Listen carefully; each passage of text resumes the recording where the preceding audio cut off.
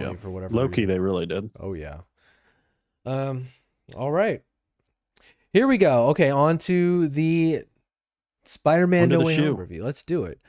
I guess the preamble first. I mean, like, I guess we kind of We'll talk let you about. know when we go into spoils. Well, That's the big thing. we'll give ample warning when we're talking about when we're going to begin Sound the talking alarm. about. We'll sound the alarm. Stick around if you haven't watched it yet, which there's probably almost no one here who hasn't. Right. Can we just start with the box office numbers? Insane. Just for those who don't know. So Spider-Man has so far done 30.8% of the cumulative gross of the box office this year. Oh my God. Is that not insane? That's insane. It's insane. It's crazy. It's every movie, every big movie has been hoping and praying and struggling to reach 100 million, period. And then here comes Spider-Man domestically to reach 260 something million on the opening weekend. Yeah. It's sitting just under $1 billion worldwide right now.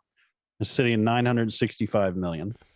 And it's sitting 297 million, as of today, or maybe not even today. I don't know. Maybe it's only Monday's numbers, but yeah, 260 is insane. That is number 2 ever. Just so everyone knows, ever. That is right below what was it, 290, I think Endgame did opening weekend? Yeah. Which, I mean, CJ told me, how he like knew some information. It was like 260 or something. I was like, wait, what? There's no way. Because I'd been checking like earlier in the weekend, and of course the numbers hadn't come out yet. But they were like saying like how Thursday was like insane, already had broken records. But to have been in a post-COVID era, which, I was looking through like some of these numbers here, how many movies released in the year. So in 2018, there was 280 movies released to theaters. In 2019, there was 245 movies released. In 2020, there was 109. So well below half. Yeah. And in this year, there's only been 92 released. So even less than last year, which is crazy. That is crazy.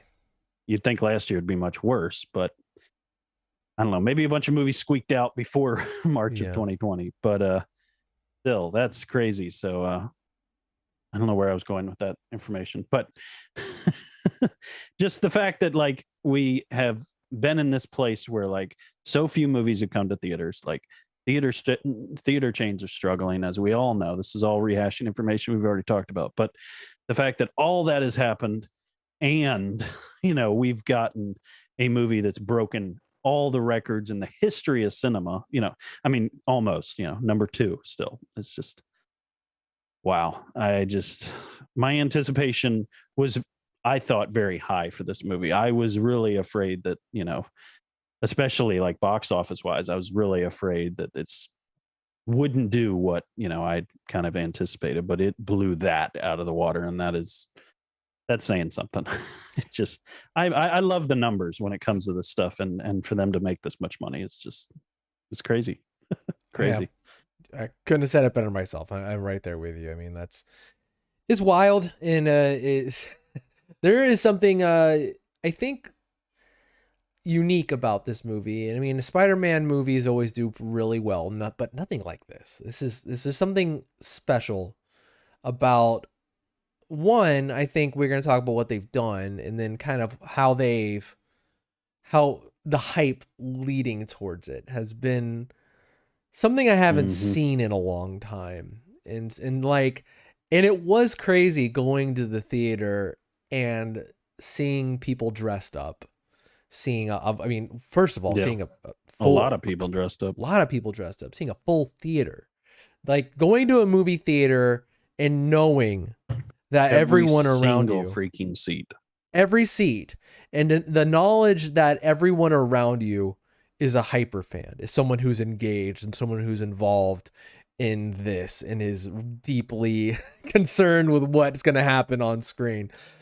I haven't gotten that in a while. I always, even when I go to Thursday showings, no matter what it is, I kind of feel like, you know, there's a lot of people who kind of haphazardly are like, oh, okay, you know, to the next Avengers movie or whatever, and that's fine. But, you know, it's just coming from the days of midnight screenings where you knew the people who were there were the real deal. Like, because of how these tickets flew off the shelves or, you know, or whatever, and crashed sites, you knew that the people who fought to get those seats and got those seats so early were locked in.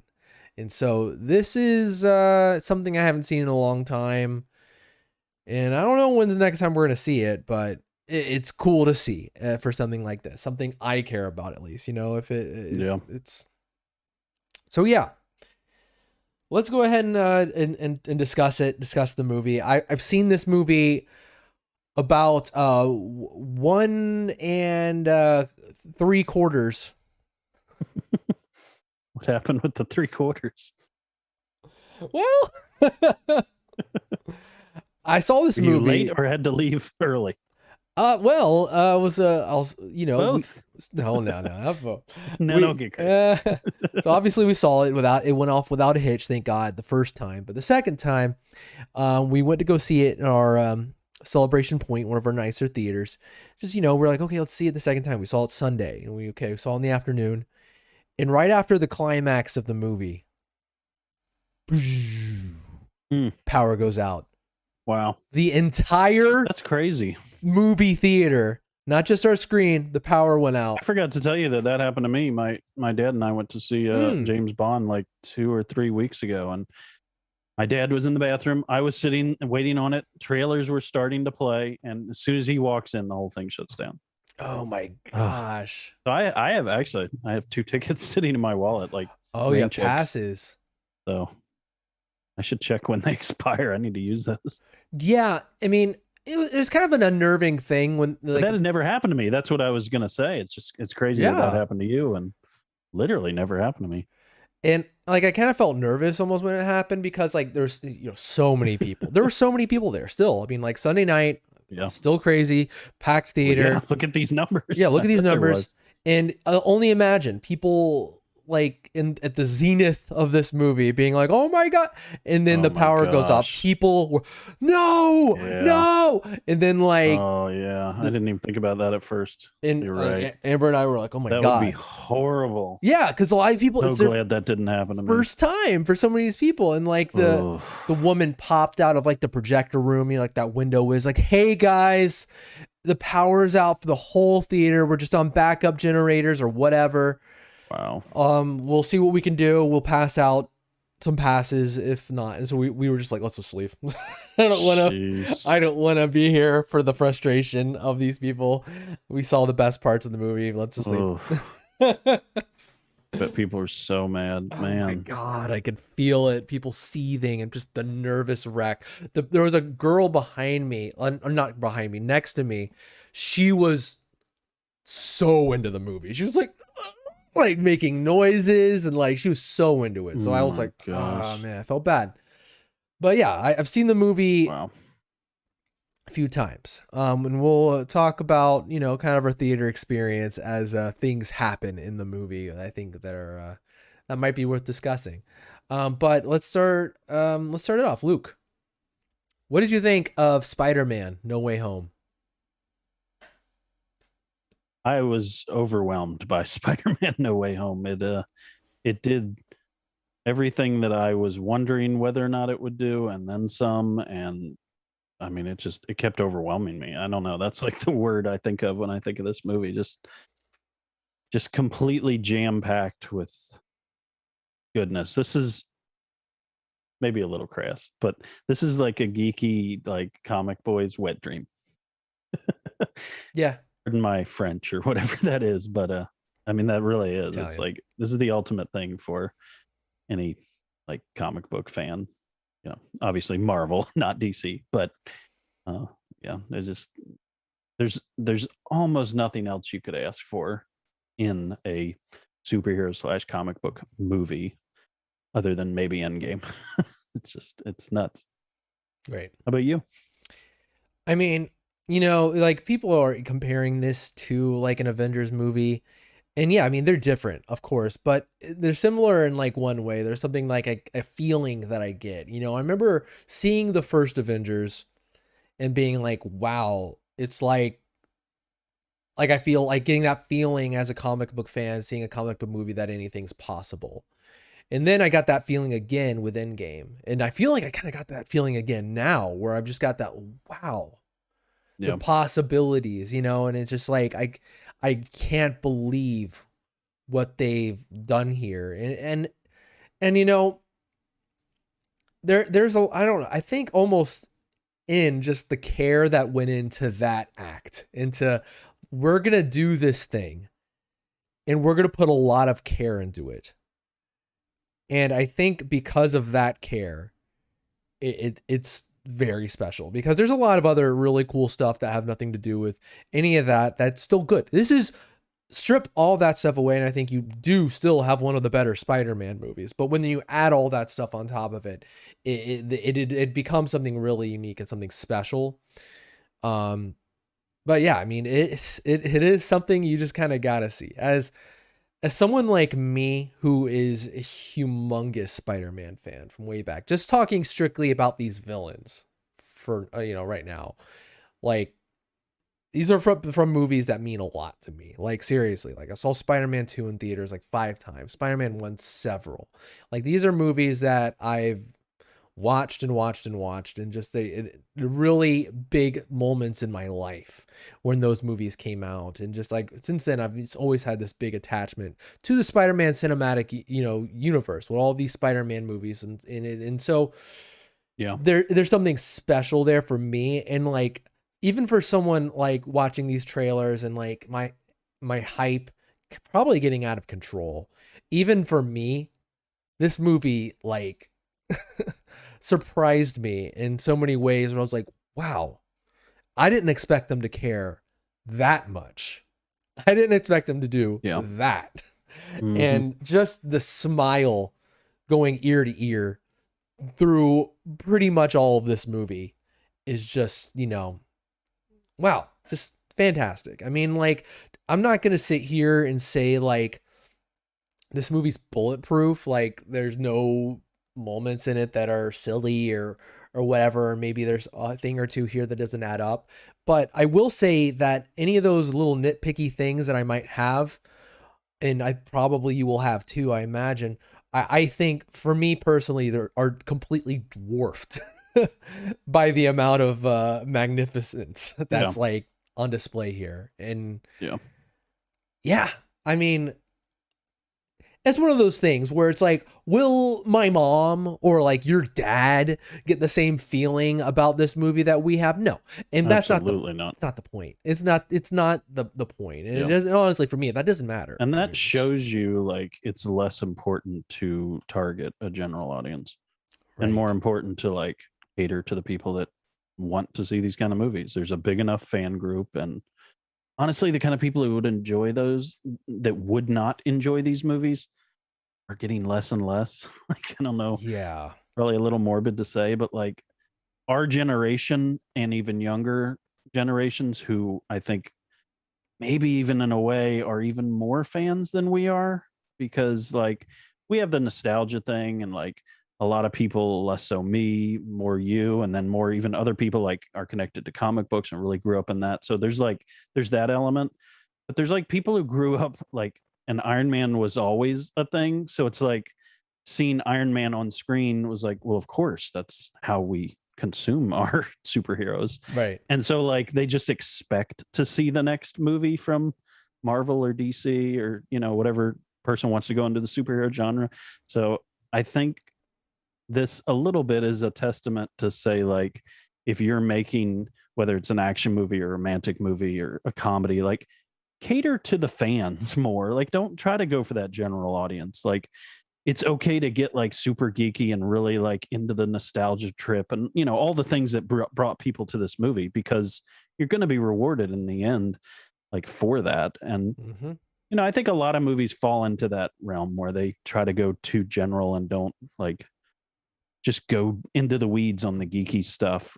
You know, like I said, on any of those categories, whether it's like the really sappy stuff for the comedies or like the, I don't know, the Always Sunny style of like comedy where it's like it's not going to appeal to everyone, but like people who like that kind of comedy are really going to love it. I don't know. I may be rambling a little bit, but I think in a small way, I think that's a statement that this movie made to other people who want to make future projects. Like, you know, appeal to who you know is going to love these stuff, and they will reward you for it. Right. And also, streaming hasn't won. Like, streaming has not won. Like, make that big project, make that big movie. You know, people will come. Agreed. And you know, a couple things I kind of want to add, you know, like before we go into spoilers, I feel like I have a few non-spoiler things to say. I'm kind of like impressed with the director, John Watts. I mean, like, it's funny. That's what I was gonna say. Because like the first, this is an incredible thing to like put all this together. Absolutely mind blowing. Please go ahead. It's like when the first two Spider-Man, I like those first two Spider-Man. I really do. They're not my favorite Spider-Man movies, but I really like them. They're fun, but you know, they're a little light. They're light. You know, it's like there's something about them that, like, with Spider-Man, obviously purposely planned light. Right. It's like there's a gravitas usually to Spider-Man where you feel like you're seeing something big. You feel like you're seeing like something really dramatic too. And with those two, they kind of stripped that away, and they're like, okay, we're gonna do something a little light and fun. You know, you got the score, the boom, boom, boom, boom, boom, boom. There's like all bubbly and bouncy throughout most of it as they're kind of goofing around through a large part of the movie. And so going to this, I was like, kind of like, didn't really know what to fully expect, but man, they really brought a lot of that gravitas and drama back into Spider-Man in a way that I really didn't expect to be on this level. And John Watts, he's going to be directing the Fantastic Four movie. Yeah, I was just looking at that. Yeah, I'm happy. I'm like, I was okay with that. I'm like, okay, cool. But now I'm like, wow, great. It's like the ultimate, to me, that's the holy grail right now of something that needs redeeming. Right. I mean, that Fantastic Four was just legendarily in our small circle, just terrible. Yeah, probably in all circles, but at least for us, like, we've talked about it far too often. How terrible that was. We don't speak of it, you know. You can't do worse when it comes like Spider-Man. What we're talking about right now is at the exact opposite end of the spectrum. Absolutely. But yeah, I mean, that I think I'm ready to go see this movie. And you know what? Yes, see it in a movie theater. This was something where, when I was watching it, I was very aware that I was seeing it in a movie theater, where I was just like, wow, this feels important and big, you know, seeing it on a big screen, hearing the loud thumping bass. It felt big. It felt good. The applause. Or the applause. People were hyped, to say the least. I mean, even in my second showing on a Sunday, you know, it was pretty hype. Okay. It was thunderous applause at the big reveals. Oh yeah, man. It was so excellent, man. All right. So I think we can do this, right? You got anything else before we jump into spoilers? No, we got to start spoiling. All right. Spoilers, everybody. Spoilers right now. Here we go. If you have not seen this movie, leave. Go see the movie. Come back. Listen to our spoiler section, and let's have some fun. Okay. Liar. Pants on freaking fire. Right. Are you kidding me? Right off the bat. Yeah, he is. As soon as I saw it, I'm like, are you serious? Right. After all you said and all I defended you, it was like, he wouldn't do that to me. Surely he wouldn't lie to me. He wouldn't keep saying emphatically, I had nothing to do with this project, if he didn't mean it. The funny thing is, Spider-Man, for God's sake. Have you ever seen it? Have you ever had any? Has there ever been anything like that before? Like where someone was anticipating something so much, they'd ask the actor like months and months prior, straight up, whether it was a thing, and they had to emphatically say no over and over. They have. And over. I mean, it's just been a Marvel project, right? I mean, right, or something like that, like Star Wars, maybe. I don't know. I think the most thing I remember, like, people asking in movies, like, are you dead? You know, like with that kind of thing with characters. Right. and then having to say like, well, I don't know, we'll see, that kind of thing. Yeah. You come back for the sequel? I don't know. It's hard to tell. Nothing like this. No, I don't think there's anything. There hasn't been anything anticipated like this where, I mean, first of all, rewind all this conversation to back when we were talking this before. Like this hasn't happened before. So, we're in, unholy ground basically when it comes to like bringing things back from other series that are completely unrelated projects, completely different cast, completely different everything. I mean, yes, it's Sony, but like other than that, like that's literally the only thing that connects it to this project. Yeah. Crazy. I mean, the Oscar goes to for his performance before the movie. Yeah. Andrew Garfield, like everybody. Said, Toby had it easy. He got to skate the whole time. Oh my gosh. He didn't have to promote Tick Tick Boom for months or however long. Good grief. But Toby, man, he looked good. Like I was really happy to see him looking so good. Like obviously he had aged, but like he looked really good. I mean, 18, 20 years, whatever, between movies, Spider-Man movies, obviously.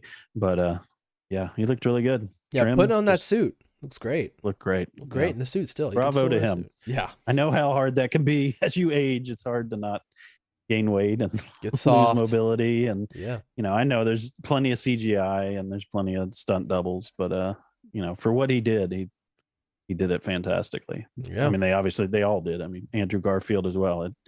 It didn't look like a day had passed since he had done the Amazing Spider-Man, and it's been nearly a decade or something like that. Right. 8 years or so. It's been a while. And for you guys listening, this is the meat. I know this is what you want to hear, and this is what we want to talk about. We're gonna get right into this. We can talk about some stuff that happened before. We can talk about the nitty-gritty of the in-betweens. But yes, the Spider-Men are here. They're in this. Yeah, let's just go ahead and jump into it. It is hard not to. We're going to be we're just going to be we don't want to rush our way through everything else in order to get to this. We can backtrack and get to some other stuff about him going to MIT, but we're going to have to really get into this right now.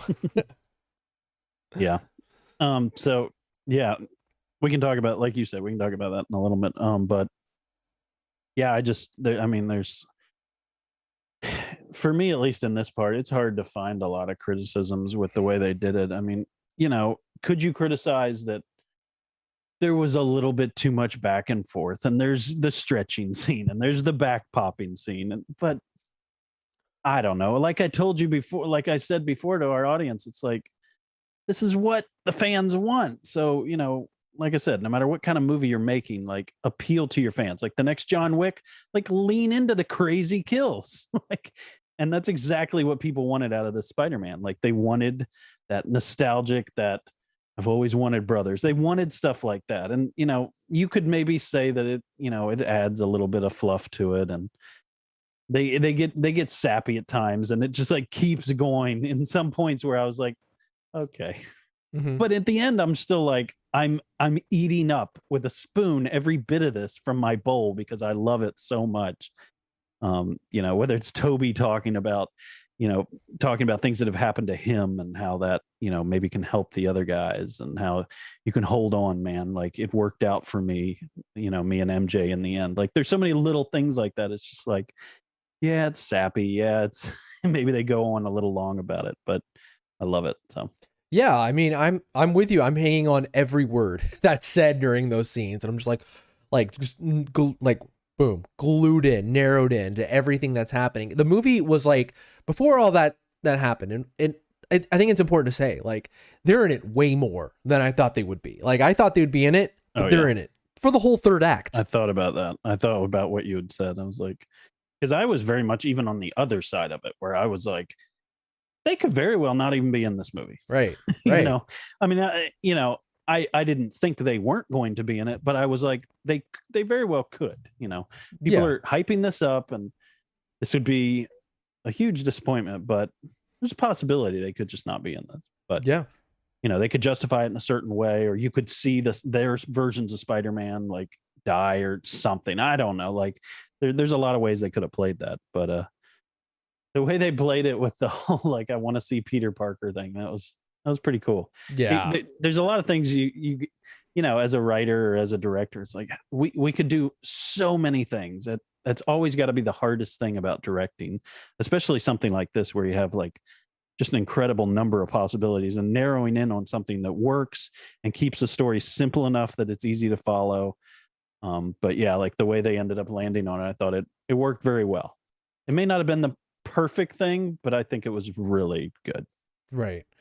I think like the movie, like before, like there is something like, I don't know, like I almost surprised at how well and like I was, implying this during our non-spoiler section, how the care that was put into it. I was kind of shocked at it. I'm like, wow, they're bringing that up. Wow, they cut to him at the right moment, like to show a reaction to where it's like that would mean something to that Spider-Man. So they cut to him just to show his reaction. Stuff like that. I was like, oh my God. Like in the movie, like is how it's so good before they show up, it's already great. And when they show up, it's like electric. Like they're honestly electric on screen. They have really good chemistry.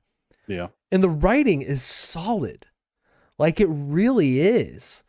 Like certain things, I'm just like, oh my god. And it shows you what great casting there has been through the years for Spider-Man as well. Because I think, think about the other things that are like this. Think about Joker. Think about Batman.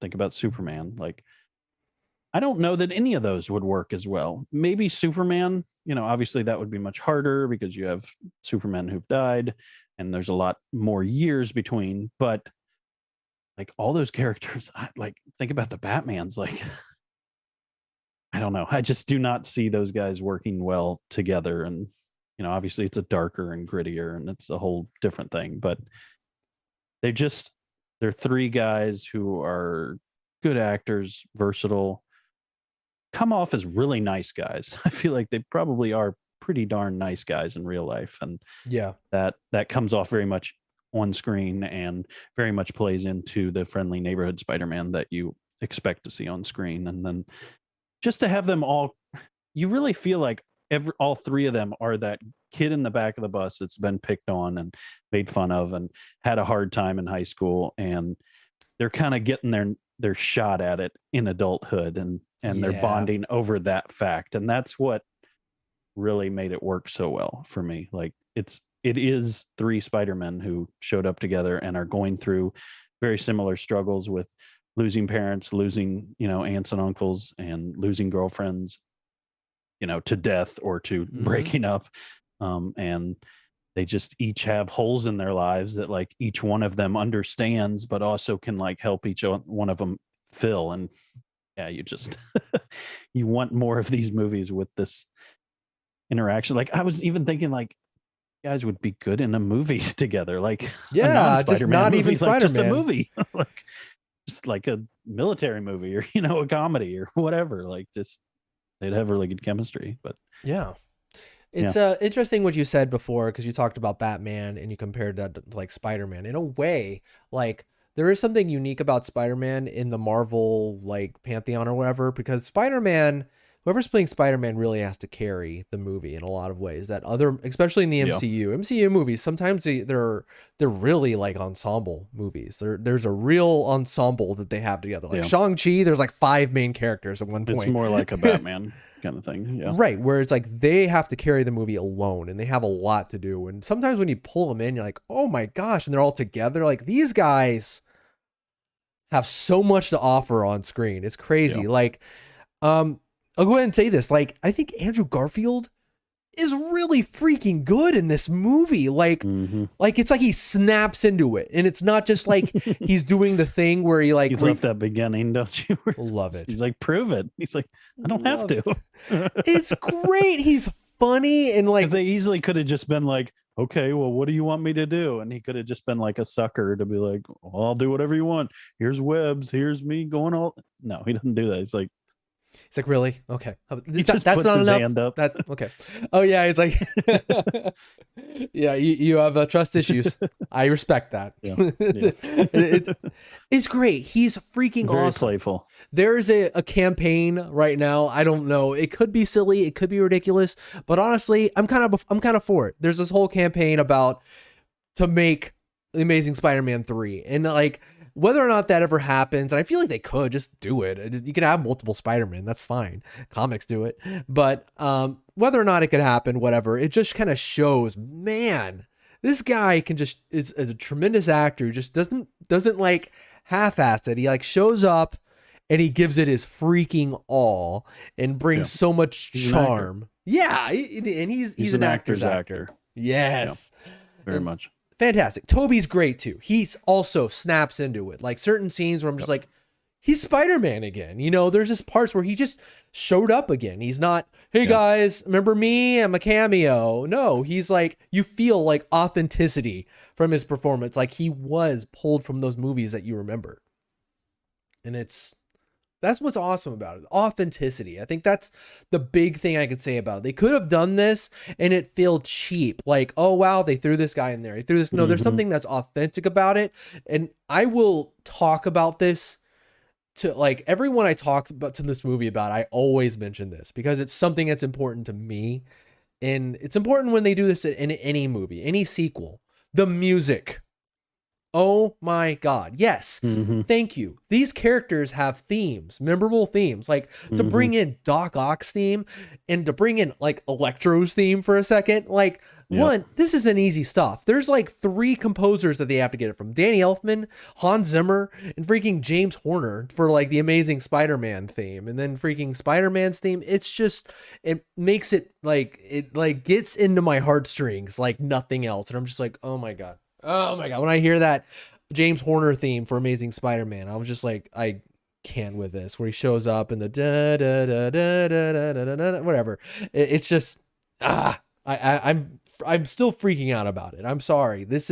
I did not expect them to go that hard with it. And I was just like,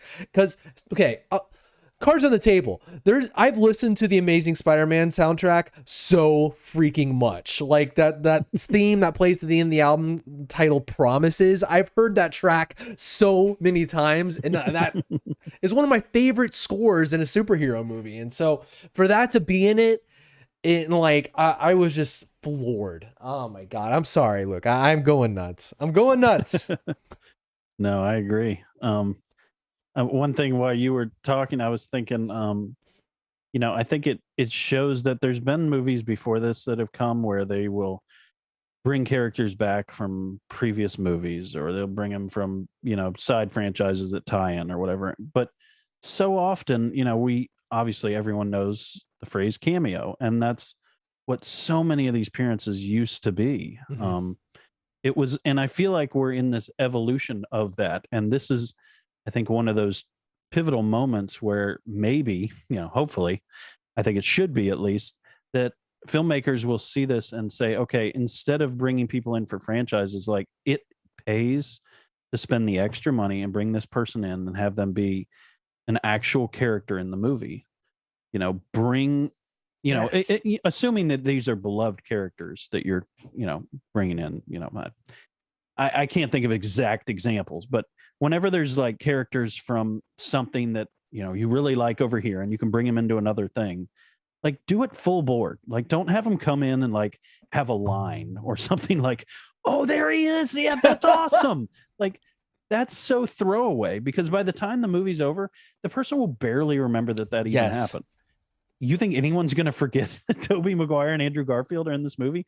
Absolutely not. It's going to be the reason they go and tell their neighbor, or their cousin, go see this movie. Like, stop what you're doing, drop your tools, and go see this movie right now. And so I think, I'm hoping that this is an evolution where that kind of thing happens. And I think cinema will be better for it, especially superhero cinema. Right. There are things to this that like even I didn't appreciate before I came into the movie, like how crazy it is. So like, because I was thinking, oh yeah, Spider-Man, they're gonna show up in the MCU. No, also the Tobey Maguire and Andrew Garfield, they're gonna meet each other, which is crazy in and of itself. Like it hit me in the theater when they look at each other. I'm like, oh my God, Andrew Garfield and Tobey Maguire's Spider-Man are meeting. Like this is crazy. And like even little things like the fact that like it's never happened before. It's never happened. Crazy. And like anything. And when he's fighting Doc Ock for the first time, and Norman Osborn comes in, it hit me. I was like, they never met. They never met. This is actually kind of cool to be like, they're in the same universe, but they never met. And then to even see like Doc Ock then healed and like, you know, they're having that interactions, like they definitely didn't have that interaction at any point. Right. Like, you met Doc Ock, you know, as his normal self with his wife and showing like the caring, you know, doctor that he was, scientist, you know, whatever, that he was to Tobey Maguire's Spider-Man. But then, you know, he became the monster he was, and then, you know, you never got to see that. So it's crazy. That was so cool. By the way, that whole like healing people thing, like, yes. At my first reaction was, this is stupid. Like, do what Doctor Strange is saying. Like, you're messing with fate. Like, that was my first gut reaction. Like, I get it. I totally get it. You're trying to save people, but these are bad people that have done bad things. You probably should just press the button, go with Doctor Strange. And you might destroy the universe. It was also really cool to see that take the roller coaster that it was, because, you know, at first, like I said, I reacted that way, and then they were doing it and I'm like, okay, this is pretty cool. This could work. And then it started going haywire, and it's like, oh my God, I was right in the beginning. You should have done what Doctor Strange said. And then, you know, then it ended up working again once he got help. And I just keep jumping around. That was another cool thing. Like, each one of them knowing like, oh, I've already cured that guy. I've already cured Lizard. So, you know, I got this. It's just so cool. It's so good. Oh my God.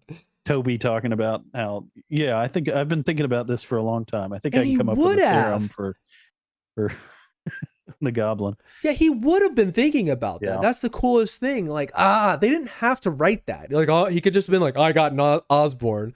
No, the fact that they said, I've been thinking about this, because he was like kind of haunted by it. Because that was a huge moment. I mean, it was the first time he'd really been Spider-Man, and then to watch him die, this person he thought of as like a second father almost, like, die right in front of him. I was really up to date, because the night before I watched the first Spider-Man, and then I only made it through the second Spider-Man like halfway. I was just too tired. I fell asleep. Yeah. But so I really got to watch the first one, and then, like I said, I kind of dozed off in the second one. But I really paid attention, because it had been a long time since I watched the first Spider-Man. And, you know, you had talked about a while back, sorry, I'm getting off track a little bit here, but I want to address like what you were saying about how important these Spider-Man movies were to you over the years. And I had forgotten how good they were. I really was blown away. My thoughts on them before watching them was, I remember really enjoying those movies back in the day. I highly doubt they're going to age very well. I feel like the CGI is really going to take away from it. Absolutely none of that came to fruition when I, sat down and watched it. I thought the CGI was clearly aged, but very much sufficient to do the job of conveying what needed to be conveyed to, get a good story out there. And the story was pretty darn good. Like, it was not Homecoming. It was not Far From Home, but it was still really good, and much simpler. I mean, it was a time in which there wasn't the universe that's built up around these Spider-Man movies that came out for Marvel. But to do what Raimi did back then, highly impressive. Like, just incredible. And like we have already rehashed, like Tobey Maguire, he's a solid Spider-Man. Like, it's just really hard to argue with it. And a great MJ too, I will say. And it's funny, it's some of like the most memorable villains, like, as the fun thing. And to see them come in here and have really good villain moments, it's cool. Like, this Norman Osborn is something that we don't get very often. Now we usually get sympathetic villains most of the time, but he is a comic book villain, and he comes in here and he's kind of scary in moments, man. Like, in this moment coming in this universe, this is one of my favorite villain moments in a superhero movie happened here, which I was like, I actually kind of freaked out in theaters for some. I was like, oh my, like, that's so freaking awesome.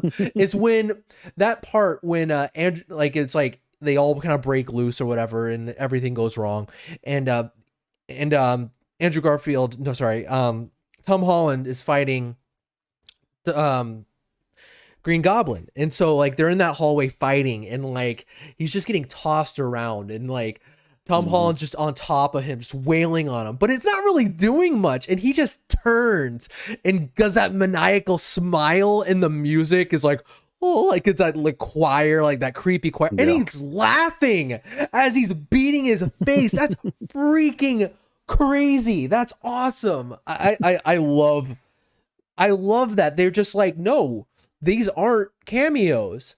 These are the villains of the movie. We're going to have them do important things like murder Aunt May. Yeah. That was a big moment as well. Oh my gosh. Yep. And it's like, yeah, I always thought it was a little weird too. I thought something was going to happen with the serum. Like it was going to take some time as well. Like her death was not going to be meaningless, but in the end, it was completely, like, I know in the large picture it wasn't, but specifically what she was doing in that moment ended up being completely for naught. And I wasn't anticipating that. They kind of built up the fact that she had grabbed the bag of all the stuff and put that together, and then he got him with it. Yeah. Wow. Crazy. And like Tom Holland's great. I'm giving him a lot of props because we're kind of distracted by a lot of this stuff. He's really good here. Like he's elevated himself in a way to where I don't know if he's done a lot more projects now. Yeah, you're right. He has a lot more experience, and he's obviously, this is the most dramatic thing he's had to do as well, I think. And the most that's been asked of him in a Spider-Man movie so far. And yeah, he turns in a great performance here. Did you ever see Cherry? I have not seen Cherry. That was really a very dramatic movie. Oh, so we had a lot to do there. Quite an evolution in that movie. It was about drug use and about PTSD and military trauma. Yeah, I'll have to check it out because it's like he's a good one. It's an Apple TV Plus movie. He's like, I think when the day comes when he appears alongside a future Spider-Man one day, I'll be, and everyone else will be just as excited. I think everyone will be freaking, because he's proved himself to be just a great Spider-Man in his own right. And so like he's reached inside of himself to become like such a really good actor in this. So yeah, kudos. I don't know if we're ever going to go back at this point, but I don't know. Let's just keep going. What are some big... one thing? Yeah, go ahead. I did have one point when I was going to say going back.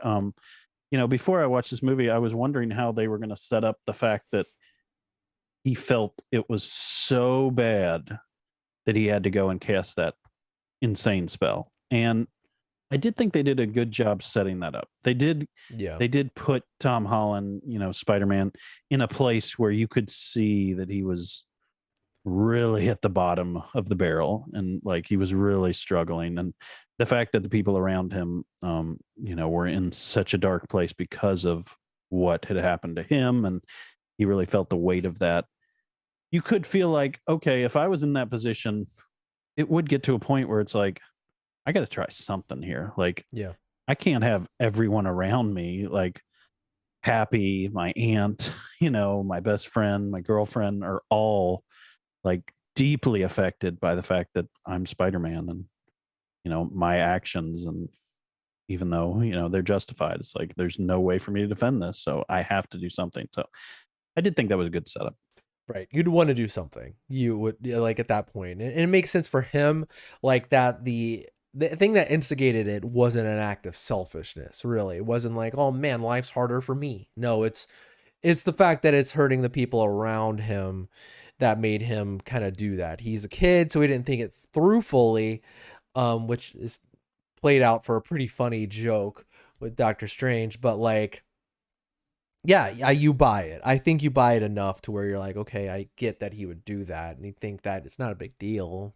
Like he's not the Sorcerer Supreme or whatever, so he can't even really grasp the potential consequences either. So if you can do something, do it. Yeah, I think it works. Yeah. By the way, the whole thing I was talking about, the whole, like you wanted to brainwash the entire universe before you even pled your case or whatever. Really funny. And the whole exchange of like, oh, sir, call me sir or Call me whatever, Stephen. and then call me Yeah. sir when he's like mad at him. That gets a big Yeah. laugh from me. They have a good thing going on. Yeah, he kind of exits the movie um somewhere in the middle of the second half, which is fine because like it helps the movie Kind of needed focus to. on It's gonna get busy. you, So, you kind of focus on what you need to focus on, and that's the kind of thing with the villains and Peter, and then the Spider-Man who come.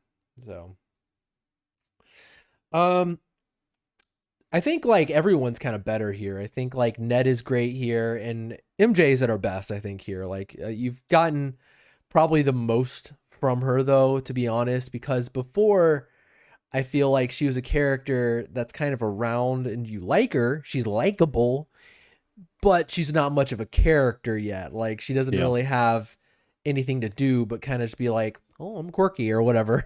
She honestly, through all these movies, hasn't had a lot of lines.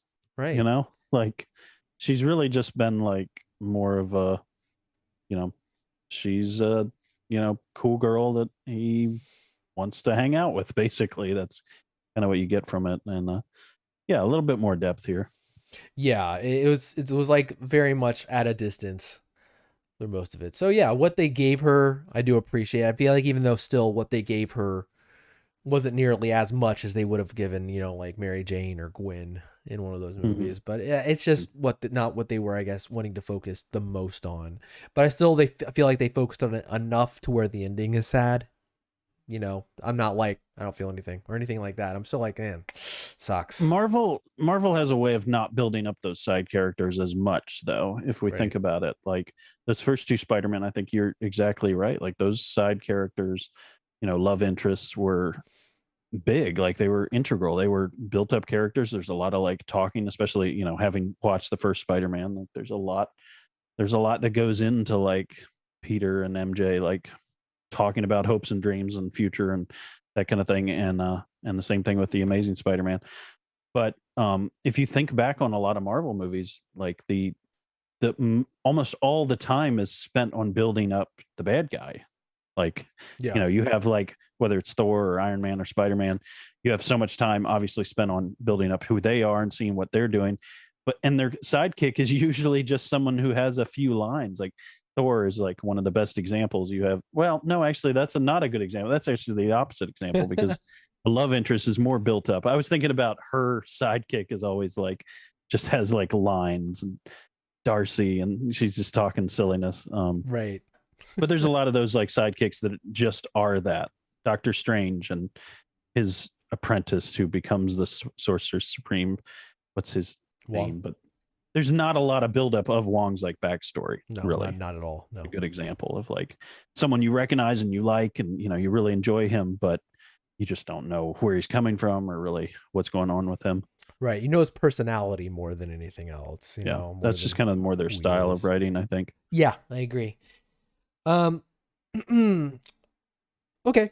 Let's keep going into it. There's just honestly when it comes to sort of a lot of this stuff, there's like moments I kind of want to get into. Let's talk about Matt Murdock. He gets a scene. Like he gets a scene in this movie. Good scene. Oh yeah. Good scene. I mean, Great scene. it reminded me just how amazing he is. He's just such a good actor. Right. Why that guy hasn't been given more chances just in general cinema, but definitely in the Marvel universe is beyond me. Like his line delivery is absolutely exquisite. The way he talks, like he's a wordsmith. Yeah. was there was something I think Daredevil popped up like the first season when I was scrolling through Netflix earlier today, and they had that line where he's like, I've been doing a lot of contemplating on the weights of justice or something like that. And like that whole like thing was just wow, that's very well written and very well delivered. I look forward to Daredevil playing a much larger role. Why he hasn't gotten his own movie yet is beyond me. He's Yes. just such a good character, and he will blow the pants off Ben Affleck's Daredevil. Oh, the pants have been sufficiently blown off already. I mean, think on the movie scale. I see. Yes, I agree. Yeah, I'd love to see him come back. So excited. Yeah, So happy. absolutely. Where's the Punisher? Where's Iron Fist, I guess? Yeah. And that was the first big applause in the theater. Like when we're watching this movie, the first big applause when that cane slams down on the ground and you see him and you're just like, wow. He catches that freaking brick. That's such Charlie a good Cox. hero moment. So excited. Pay that man and get him more parts. Absolutely. I think like, you know, I don't know if this was like a thing where it's like people love him. Like, yeah, I mean, public opinion does matter when it comes to if you love something, talk about it. If you want to see Let it go. Oh. No, don't. That's what I'm saying. Don't let it go. Hold on to it. Keep tweeting about the Amazing Reel it Spider-Man in. 3. Oh man. You want to see it? Keep talking about it. I want to see the Daredevil movie. Tweet about that. Save Daredevil. Hashtag Save Daredevil. Keep going. That's what brings this stuff into existence. Bring all these freaking people. Bring Luke Cage. Bring Jessica Jones. Bring them all in. Like Foggy Nelson, there's a baby. gold mine there. We got the old Foggy Nelson with John Favreau in this. It's true. Which is kind of mind blowing, but that's a way throwback there. That's a way throwback. Oh boy. All right. You know, let's jump into it. Moments. Let's just talk about some moments. Ones that worked really well for you. I mean, if there's something that didn't work for you or whatever, something that you thought was like that could have been cut out, or, you know, I don't know. I think for me, one of the, if we talked about characters, we're like, I feel like that character is there. I have one exception for that, to where I was like, that isn't really that character. That's the Lizard for me. For me, it's the Lizard, where I'm just like, I mean, it's one of the, for me, really low on the totem pole on characters that I wanted them to get right. But for me, I was like, one, it doesn't look as good, like as in as he did. It was very much not even need to be there. Right. Like, this movie's already pretty full. You really didn't have to do that at all, and I think it would have been just as good for it. So, yeah, and a little strange. And he's saying things, and I'm like, I don't think he would have said that. Like, when he's like, let me guess, turn me into a lizard. Exactly. And I'm like, oh, come on. And like, the whole thing where he's like, there's no way that's his girlfriend. No way. I'm like, what? Yeah, that was weird. Why did they give that line to him? You know, it was just, he was the one that for was me. All that of Venom. off. It was lines like that. Was the entire Venom all of Venom sequel. Exactly. Really, a good example of those just awkward lines. It's just like, wait, why'd they write that? Right.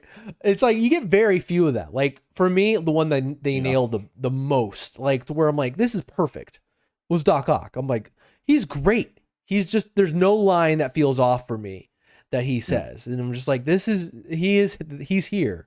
Norman was great. Flint Marco didn't have like a ton to do, but he's on point. Yeah.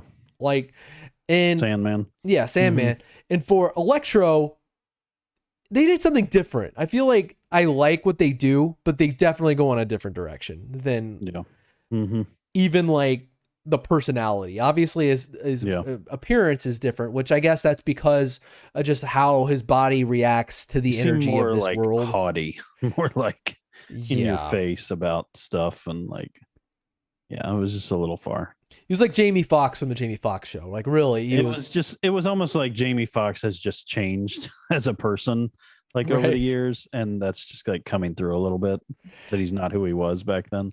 Yeah, it's almost like he was like, I don't want to be a nerd anymore. I want to be cool. And he was like the cool guy or whatever. He was saying like cool things, and like, it's just a tree, man. You know, it's just like he was just being the cool guy, which, you know, the good thing is it works. I enjoyed him in this movie, so I wasn't really wanting to see old Max Dillon back. So it's an improvement, so that works. I don't know. I think I would disagree. I think I've always had a problem with the fact that his personality changed because he fell into a vat of eels.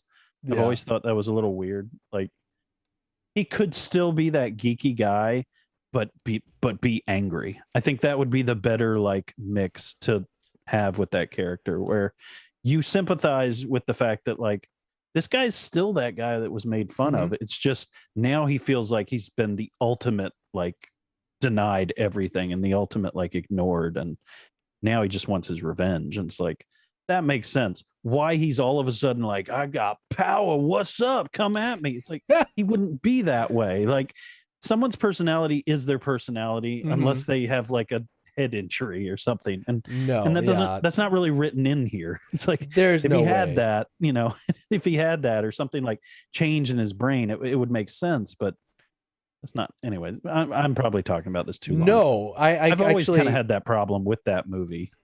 I think we're in agreement here. Yeah, he's like, even when he falls in the vat of eels, he's still kind of a nerdy guy who's obsessed with Spider-Man, and he's concerned about the fact that it's his birthday and like stuff like that, to where it's like, it's my Yeah. birthday and I'm gonna And blow I out like my the way candles. Jamie Foxx played that, Right. like early on in that movie. I think they should have just stuck with that, but like added in the anger and the revenge, and now there's something he can do about it. Yeah, I think I really do think Jamie Foxx was like, I'll come back, but you're gonna have to redo Yeah. a few things. I don't want to be blue. Find a reason for me not to be blue, and I That's want to be fine. cooler. Yeah. And they reference it. He's like, I got my body back or whatever. That's fine. They bring it up, and they make it to where you don't think about it too much throughout the movie, and you're like, okay, I can accept that. There's different energy on this in this universe that he likes, and it reacted to his body differently. I was know. also a little surprised that the arc reactor didn't make him even more powerful. Like at that, like the movie struck this like fear in me when I saw him like eyeing the arc reactor. It was like, oh shoot, like that is complete different level. We're talking about like infinite energy at that point. Yeah, they mention it, but it's not. He's not though. It's like they. Yeah, he says like, I've never seen him this powerful, but Right, but he's not, is he? I kind of wanted him to see him like melting the Empire State Building down, like right, doing I something don't know, nuts. it would have been kind of cool because it's like it's the arc reactor, like we've built it up over how many movies now, since 2008's Iron Man, like the big deal. Yeah, some of the cures too. Well, like there was one that I didn't really understand. I didn't understand what they used for Flint, because they cured Flint Marco, and I don't really get what that was. Like everything else, I'm like, okay, they kind of talk about it, but what they do with Flint Marco, I'm like, what is that? Yeah. Like he gets like into like an atom collider, and that's what made him that way. And now what did they do to not make him a It's a reverse Sandman? atom collider, obviously. Totally. Haldride collider, something I can't remember. Whatever, man. Yeah. Yeah, and like think there's a couple lines that I'm just like, but it's, again, these are little things that in the grand scheme of things don't really measure up to really anything. Like the line where they're in Happy's apartment, and they're talking about like that, what's a frozen burrito, and like Norman's like, I'll have a frozen burrito. I'm like, what? Stuff like that. Every now and then the humor is a little off here and there. If we're looking for negatives, I will just say Flash Thompson to me has been the most throwaway character in this entire series. Like, I'm sure that kid is a totally fine actor. I think it's more of the writing, but that whole thing was just so silly to me. The whole like, I'm Spider-Man's best friend, and then him having to like, bribe him to like give him information as to where the, vice principal or whatever of MIT. It was like, couldn't we do something that's not so stupid to figure out where she is so that you can have this whole interaction happen? I laughed once. I'll say that. I laughed once. I just never liked Flash Thompson in any of these. I didn't like him in Far From Home, and I really didn't like him here. I feel like they might do something with him in the future, but after this movie, I'm not really sure. Kill him. Well, maybe. It comes to the whole like high school thing with like Mr. Harrington and Coach Wilson. Yeah. I don't know. It was kind of dumb. It worked well for me in Far From Home. I love Martin Starr, so I always like seeing him, and JB Smoove. I think he fits in well, and even Hannibal like fits in good. But it's just the whole like the way the scene was just in general was just kind of dumb. It's like these guys were fine when they were leading the tour around Europe. That was fine, and they're kind of the silly teachers that do some goofy stuff, but then they have this like shrine set up, and there's just kind of this awkwardness about And that one of whole them is thing. like a Mysterio truther or whatever. Yeah. It's like murder or whatever. I tried to Yeah. stop him or whatever. There was like, yeah, it was over the top. It's interesting because it's like that is our goodbye for that era of Spider-Man, because like those guys were all up in like sporadically throughout the other movies, and we'll probably Yeah. never see them again. They get one scene in this movie, which is it's just interesting. That's like that, like comparing like that part of the movie to the last part, because it's like these are things that are going away, and I'm not sure if we will ever see Flash Thompson again. And I'm sure we're not going to go ever see these teachers again, you know. And so Hmm. it's interesting. It is kind of like that first part is like a farewell to the first trilogy, to where it's like these are things that we're not going to really go into again, I don't think, which is Yeah. kind of interesting. Like, are we going to ever see Betty Brant again? I don't know. But yeah, like I think there every now and then there's a comedic moment for me which I'm like, that's off. And or I don't know, but that's par for the course. There's a lot of jokes in this thing. There's a lot of them that work, but there's some of them just like, no. But whatever. It is what it is. There's no comedy that doesn't have that I'm laughing at every joke. But yeah. Okay. What else do we have here? I mean, I think that's mainly like okay, I've one more. Before we talk gush more, I do have one area of improvement Hmm. for the movie. The action's fine. I think sometimes the action's just like towards the end, like I think the action's completely serviceable and it's good. But I feel like there's a lot of room for improvement here. There's a busyness to where I feel like I don't really have a grasp of what's going on. In the first in Spider-Man, Spider-Man 2, Spider-Man 3, Amazing Spider-Man 1 and 2, like there's a way that Spider-Man action's filmed to where I feel like I can like pinpoint moves that Spider-Man did. Oh, when he did that. Like when Spider-Man's on the freaking subway or the train and he freaking does that thing and he kind of like narrows his way through the Right. bridge and Right. like and yeah, and like in Amazing Spider-Man 2, where he like takes that web and to like narrowly save people from getting shocked on the bridge and like whips his web around. I'm like, yeah, they like stick out to me. But I think they can really Hmm. improve on this Spider-Man to be like, okay, there are like moves that he'll do that like really make an impression. Like get creative with it, not just because like when you see it, when you see him Spider-Manning, it's cool, and you're like, wow, this is great. This is good Yeah. action. I'm enjoying what I'm seeing here.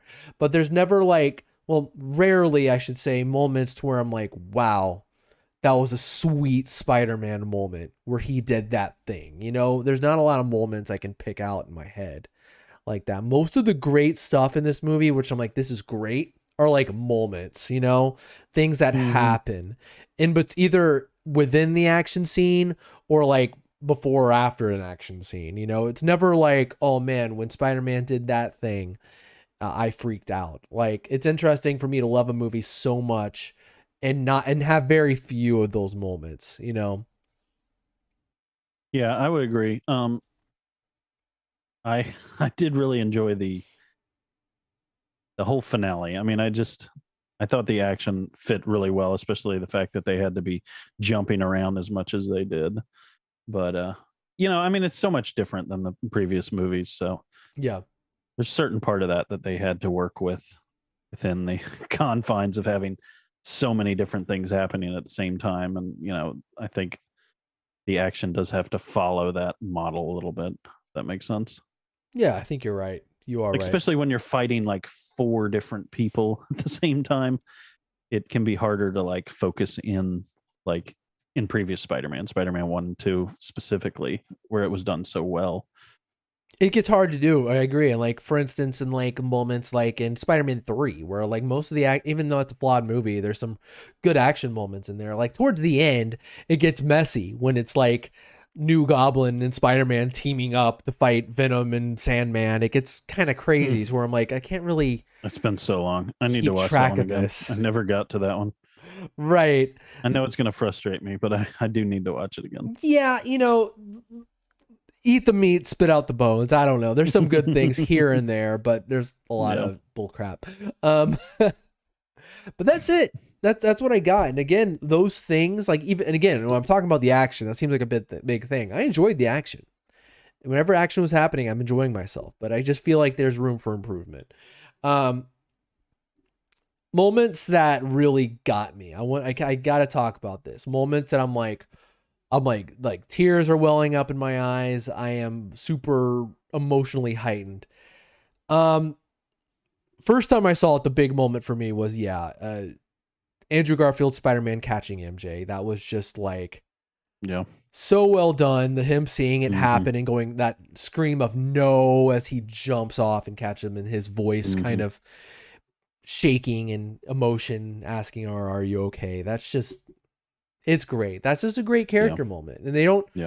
There's a lot of if you know kind of things like. And you remember me sending you that TikTok before the movie. It's like, right. That ended up being correct. Exactly. Whoever found that was a good catch. Absolutely. It was exactly correct. It's really some editor in Brazil or whatever, unfortunately, has been fired. I think he said it was Tobey Maguire's, but whatever. Close enough. Yeah. Some edited personality. It was a cool thing to be teased. It was something where it's like, it didn't ruin it at all. It was just like, oh, there it is. That's awesome. It was fun. It was fun in a way. Yeah. It was. Another big moment for me was for some reason, it just hit me when, they're talking to Peter on the roof. Again, it's a very emotional scene. Like, Andrew Garfield's going, like, acting his ass off with the whole, like, talking about, like, she was my MJ, like, that stuff is, but like that moment where, like, what she said, Aunt May said before she died, that with great power, and it cuts to cuts to Tobey Maguire and his eyes widen, and it's like, and he finishes the line that, I love it. I love it's just like, it's weird that, like, in a movie like this, scenes like that are like the portal scene, like in Endgame, like, it's as important in a way to me. This is these guys talking on a roof, which is, I don't know, man. It works for me. Whether you do it with action or you do it with dudes talking on a roof. Just depends on how much you enjoyed Spider-Man. How much you connect with that. It really does. Some people, I'm sure, won't as much. You're 100% right. And when I say, like, again, like, the care that went into it, like, the whole, if you know, there were references that went over my head.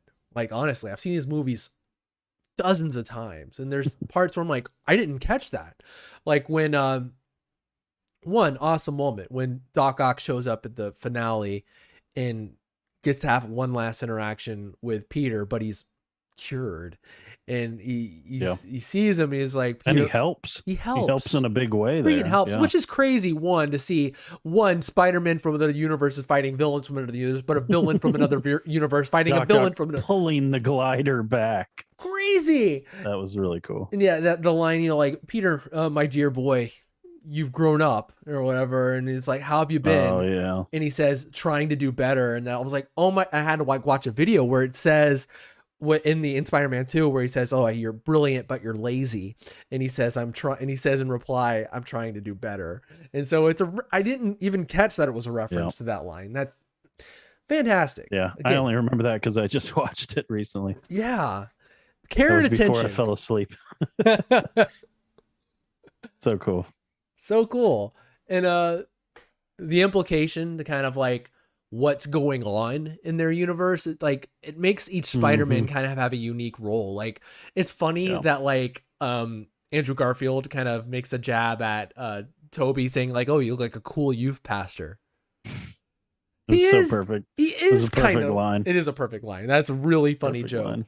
Because he is kind of like a cool youth pastor in this movie. Like, he's the Spider-Man that's gone through it. He's come out the other side. He's the experienced one. He's the more fatherly, maybe big brother guy who's like, I'm here to help you. I see what you're going through. Hey, don't talk bad about yourself. You're amazing. Like, he is that encourager and the one who's trying to, like, shepherd the other Spider-Man and, like, to stop him from, like, making that horrible mistake. whereas Andrew is the one who's like, he's like gone through hard times and he's made mistakes and sees Tom Holland maybe going down the same road, and through helping him is finding redemption. It's crazy how there's character and like character arcs in ways and for these characters that are just coming into this universe. I didn't expect It's the also writing so to be this cool way. how their like ages are. Like Maguire was born in 75. Andrew Garfield was born in 83, and then Holland was born in 96. It's like, it's just like a stair step of like Right. experience where like Maguire's what, like 8 years older than Andrew Garfield. And like you were just saying, like it just fits so well with their dynamic, and it obviously fits with the way their movies are. And yeah, it's hard to not just sit here and swoon over this for way too long. It's hard not to. It is. I've It's been such a cool swooning. moment, and I know other people are out there going, we know, we've heard it, we've seen it, but Right. this is our moment to talk about it. After this, it's going to be gone. So yeah, Exactly. just revel in it while it's here. We talked about movies that are, you build up to it and you see it and you're like, okay, it was good. It was just a movie though. Or movies that disappoint you. Then there's movies like Endgame where it stays in the zeitgeist for a while and it like sticks with you. And I'm happy to report this is that one. This is the one that did something special, and it is the greatest Spider-Man to ever happen and will ever happen, I will say. Right. I don't know that this will ever be beaten. I don't know how you could just do this the work that it would take to build up all of this, that then, it's the same thing with Endgame. It's exactly that. Like, there's no way there's ever going to be a better superhero movie. It's not possible. It really doesn't matter what DC does, Yeah. Like, if they spent 30 years working up to a movie, it's still not going to be as good. Just because you can't achieve the consecutive quality. You just can't do it. It's just, it just blows my mind over and over again what Kevin Feige has done here. And I know everyone's said it, and it's just, when you really sit down and think about it, like it's the numbers, it's the talent, it's the team, it's just all these things. And this is just another thing that, like, maybe it's not just Kevin Feige, but I can't help but think like a lot of the blame and a lot of the, acknowledgement has to go to the leadership. In any business, the CEO makes $100 million for a reason. And there's a reason why Kevin Feige's name is on everything as producer. And there's a reason, like, he's the one talked about in the news when it's the next chapter of Marvel, whether it's, the Disney Plus things or the new movies. And so I don't know. I just feel like this is a moment in which I should mention just how, like, in all of his talent, it's like a great athlete or a great politician. Like, he's done something that can't be done, will never be done. He's the Michael Jordan of cinema. He's done what no one had ever dreamed is possible, and he's spun this just incredible golden web that just, go look at the numbers, people. Like, go look at the consecutive great pieces of entertainment. It's just all inspiring. It really is. Like, even if you're not a fan of Marvel, and I have no problem with that. Like, I'm not one to sit here and say that if you don't like Marvel, you're an idiot. I would never say that. I don't agree with you, but I totally get it if you're not into these things. There's a lot of cheesiness in these movies. These movies are geared towards a slightly younger audience a lot of times. And so, if that's not for you, you want more hardcore action, you're more into dramas, you're more into horror movies, that's totally fine, totally excusable to not be into this. But you have to recognize what has happened here. It's something that will never happen again. It's historical, from 2008, whatever, we had the Amazing Hulk before that, but from 2008's Iron Man onward, like, something magical has absolutely happened. And Disney should absolutely recognize that that's the reason they're as successful as they are now. It's not, what Walt Disney did before that is incredible, but these movie things are take what Walt Disney did to a whole nother level. And Kevin Feige, he's worth whatever they're paying him and 10x that. Yeah. So just, kudos to you, sir. Like, you just have worked in amazing deals and, created pools of talent to create these different pieces of property that are just, highly commendable. So Highly agree. Congratulations. This is just Yeah. an incredible, well done. It's amazing to take, a property that is a Marvel property, but is wholly a Sony property.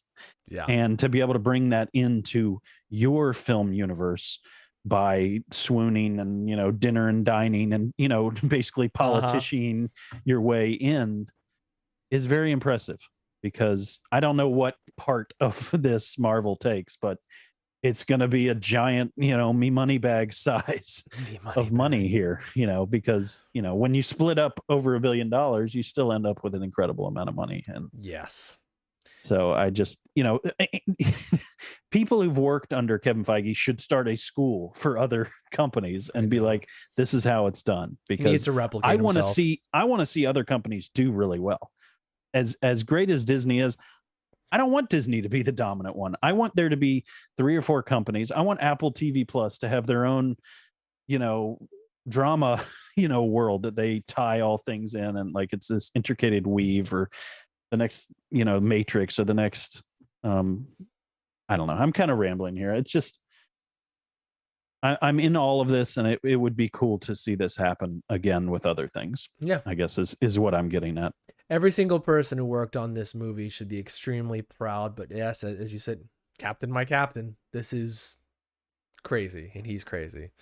Before we wrap, can we talk a little bit about the end and where we leave off, where we leave Spider-Man? Yeah, it's interesting with the whole stabbing of Toby in the back. I thought they were going to kind of kill him off or something there at the end. It was weird, and then they just kind of like moved on. Like, I've been stabbed before. It's just like, okay. It almost made me think they shouldn't have even done it. Like, almost like maybe you should have gotten hit out of the way. Like, don't threaten that. A little weird. One, like, don't.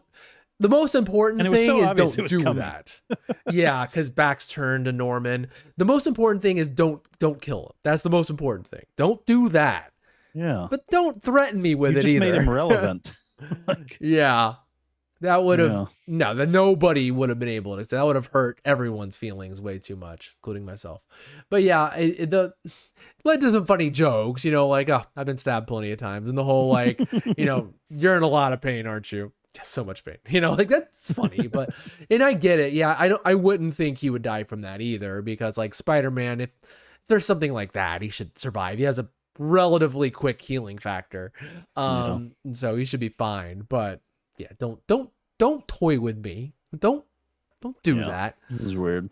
So where we're at the end of this, man, I mean, it's funny because like, for what I would say about this Tom Holland Spider-Man through most of this, he's like the most privileged of all the Spider-Men. Like, he can basically be like, hey, Tony, can I get a new suit? And even if after Tony, he knows Pepper Potts, it's got Happy Hogan, who can basically fly in his airplane and be like, here, make a suit.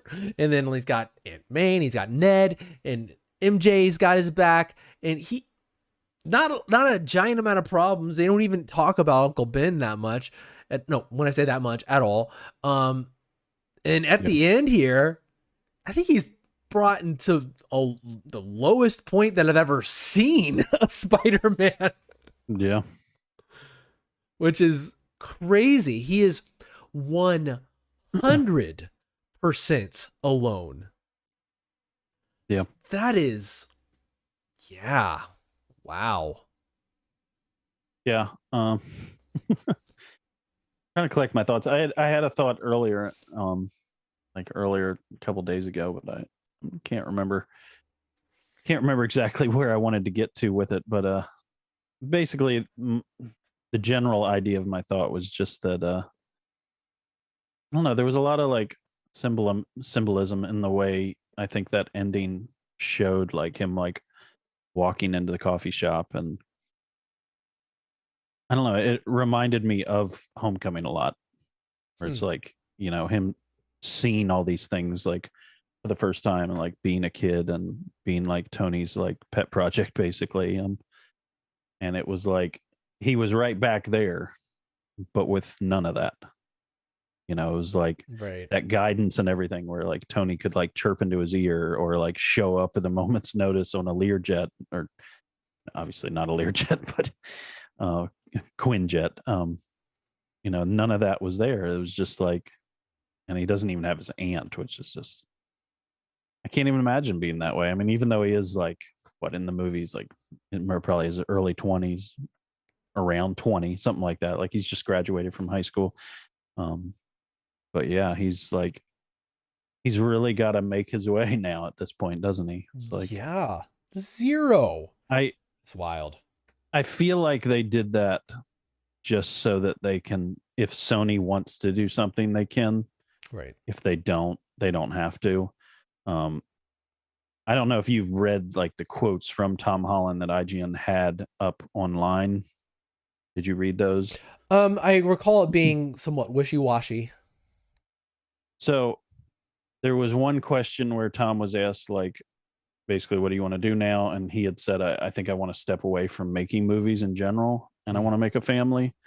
And then there was another thing where he said, I'm not sure if we're going to come back and I'll be Spider-Man because I kind of feel like I've done what I wanted to do with these films. And I think if they want to do more with Spider-Man, that maybe we should have some diversity because we've had 3 white guys play Spider-Man at this point. So I think it might be nice to have like a Gwen Spider-Man, whatever that's called, Spider-Gwen, or, you know, I can't remember what Miles. the other version of Spider-Man. It was another lady version. Spider-Woman. Yeah. I mean, obviously Miles Morales is Spider-Woman's the like a obvious different next thing, choice. though. Yeah, I think Miles exists in this universe. I mean, like, we've met his uncle in Donald Glover in Spider-Man Homecoming. That's Aaron Johnson. There's a deleted scene where he actually calls Miles and he's like, sorry, because he's like webbed to the car. He's like, I'll be there a little late, Miles, sorry, or whatever. So Miles exists in this universe. You know, that would be a good way to go, honestly. I think that's kind of the obvious choice. Yeah, Miles. I mean, as much as, you know, Spider-Man Into the Spider-Verse is so beloved at this point, and right, you know, I just think that that's probably where they're going to see the money going. So I don't know. I mean, I really honestly don't know if there'll ever be another Marvel Sony Spider-Man movie.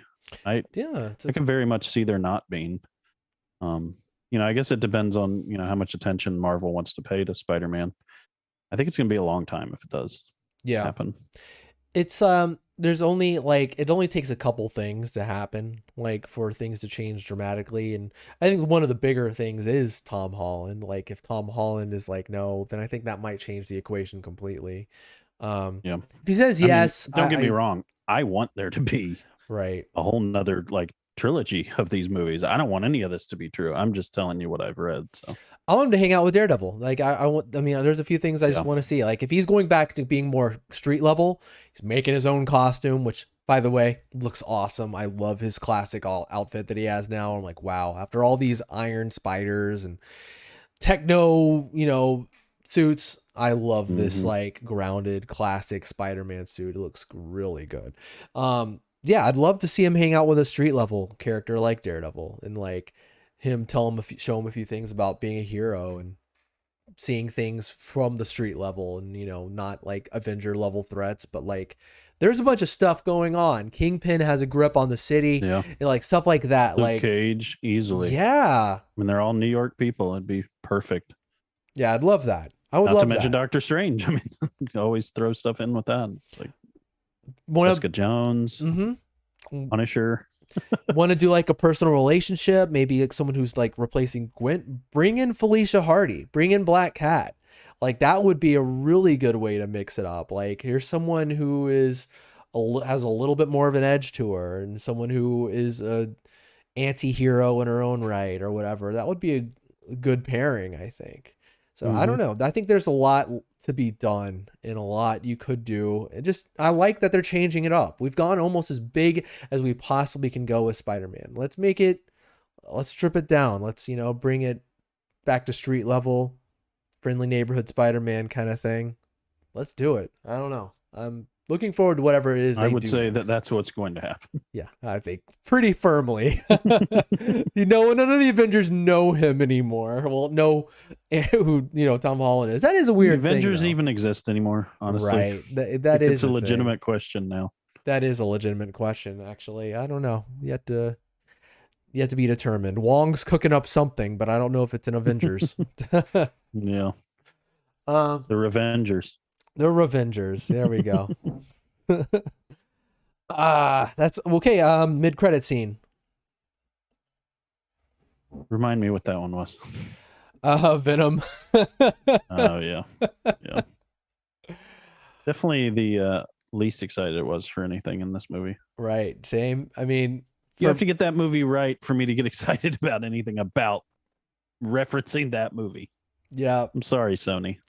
For me, this is the best thing they possibly could have done. Hi, my visit to the MCU meant nothing but to leave a piece of a symbiote behind. That's the best case Also, scenario. does for it me. not matter with the symbiotes how much gets on the person, like how strong they are? Because it's like a tiny little bit. It seems like it would be a very weak symbiote.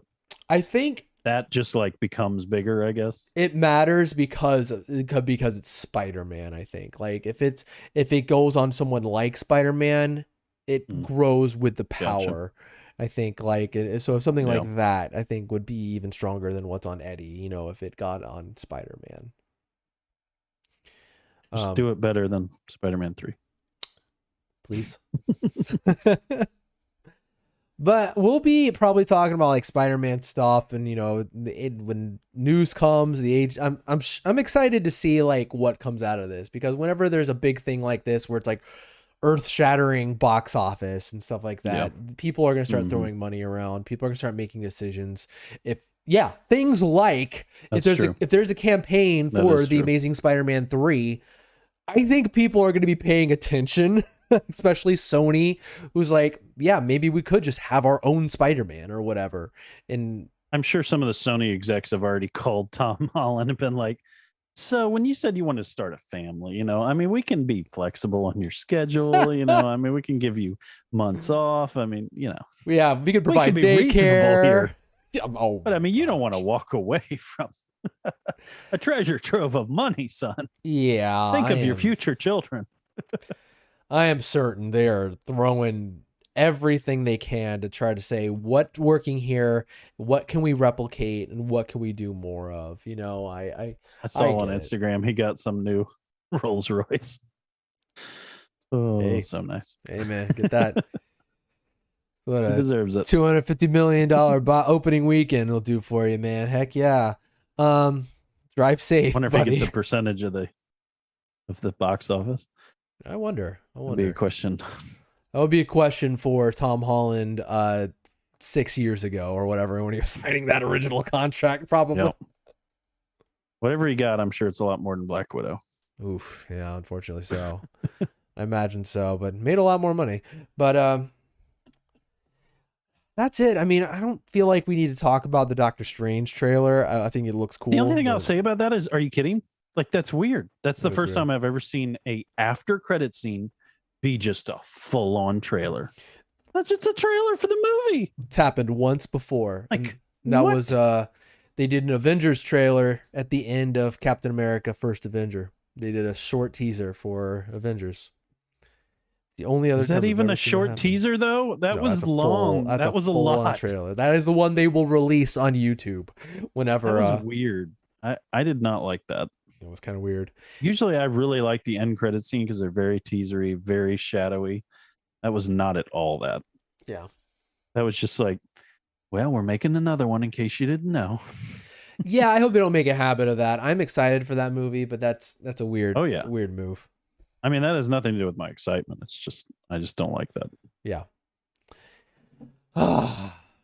What a journey. We got here and we did it, and we recorded a long podcast mostly about Spider-Man. So hope you guys enjoyed the ramblings. For my rambling foolishness. It's allowed. It's Christmas. This is we opened our Christmas gifts a few days early with this movie. Yep, so we sure did. Heck freaking yes. Everyone have a fantastic Christmas. Enjoy That's right. family and friends. It'll be post Christmas next episode. That's right. We'll be talking about probably we'll do a double feature with Hawkeye and Matrix, I believe. So, Yep. May your Yuletide be gay. Yes. Deck your halls.